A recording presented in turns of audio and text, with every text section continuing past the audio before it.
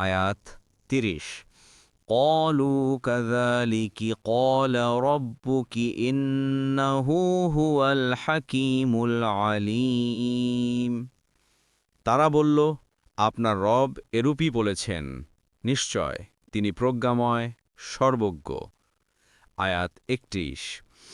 قال فما خطبكم أيها المرسلون। ইব্রাহিম আলাইহিস সালাম বললেন, হে প্রেরিত ফেরেশতাগণ, তোমাদের বিশেষ কাজ কি? তাফসির ১ নং ফুটনোটের বিবরণ।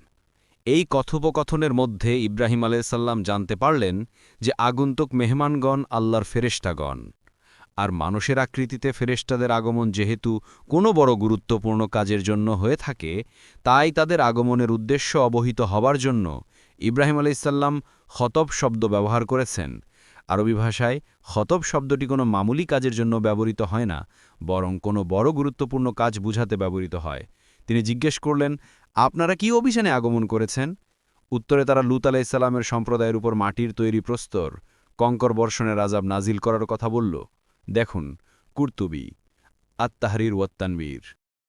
পরবর্তী তাফসিরে যেতে ভিডিওটি শেষ হওয়ার পূর্বেই এই বক্সে ক্লিক করুন। ভয়েস বা উচ্চারণে অনিচ্ছাকৃত ত্রুটি ক্ষমাসুন্দর দৃষ্টিতে দেখবেন ইনশাআল্লাহ।